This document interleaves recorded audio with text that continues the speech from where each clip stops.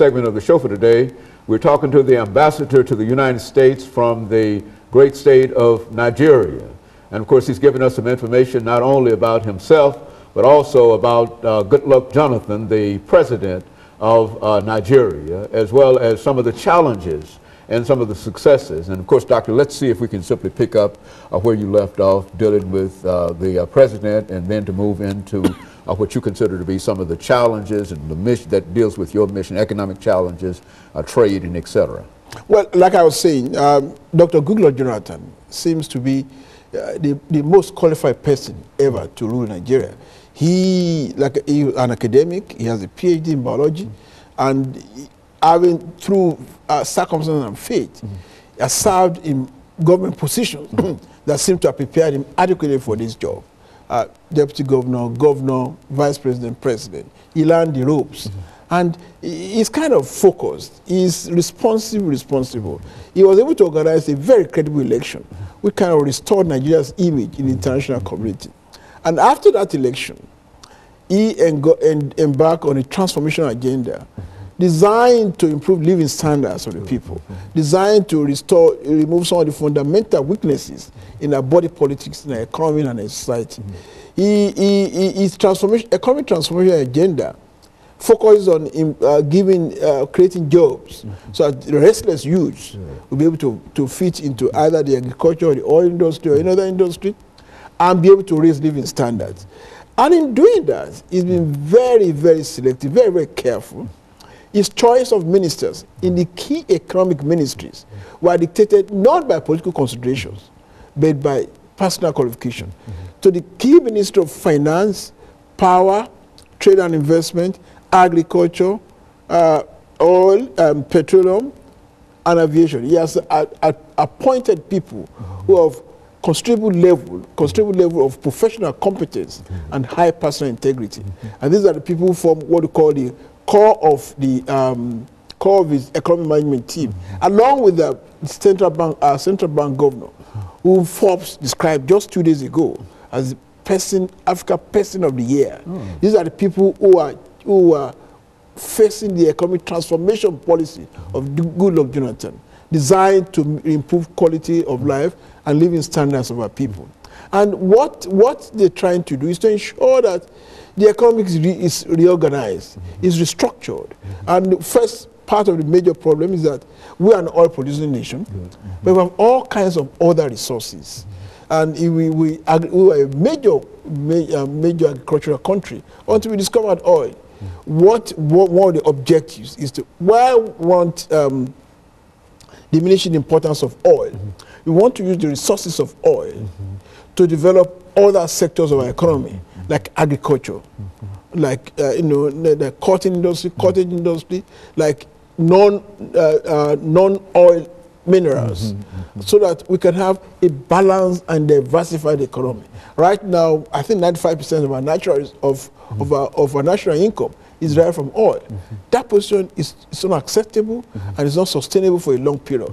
So what the government is trying to do is to develop non-oil sectors of the economy, especially agriculture, so that we can feed ourselves, we can develop the agro industry, we can develop agro business, feed ourselves, feed other countries of Africa and the world, and have a very balanced economy. That's what the Jonathan is doing. Also, the international community accused of unfairly, though, of corruption, whatever they want to do.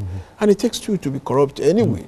Most of these people, this case of corruption, sometimes, quite a number of them, are instigated by people, by foreign partners who believe that they could use some piece of money. It takes two to tango. But President Goodluck Jonathan is determined to treat that canker of corruption and control it, combat it, so that Nigeria be a free society. We are creating an environment conducive to trade, to meaningful trade. We have, for instance, there's a one-stop shop in Abuja, whereby anybody wanting to establish business in Nigeria can be told all that it needs to do to establish business. We are creating conditions for foreign direct investment. Our own economic transformation program is predicated on substantial contribution first from the private sector. It is private. It must be private sector driven, and we also want foreign private investment. So all our missions are be mandated to do what they can to attract foreign investment to our country. And in the process of doing that, the government has created the machinery necessary to be able to entertain this foreign private investment, creating conditions that will enable them to develop, to contribute, bring their investment to Nigeria, and be able to, and creating conditions that will make investors finding it easy to be able to invest in the economy. For instance, there have been many new laws. For instance, our stock exchange have been reorganized, our banking system have been reorganized, and we have, and there are laws by which, for instance, anybody who makes any foreign investor is allowed to carry his entire profit back to his country. And we do so many things just to attract direct foreign private investment to Nigeria. As I'm talking now, I'm expecting a delegation of Nigerian businessmen in the next 2 weeks for an event in Las Vegas, which will center on power generation. And we are collaborating with American institutions. 3 weeks ago, U.S. Exim Bank president and 3 of his vice presidents visited Nigeria. And what were they doing there? To sit with the economic management team, to discuss with them areas of cooperation, either in the power or agri or infrastructure development, and give us facilities by which private sectors can contribute to our economy, either in power or agri or infrastructure.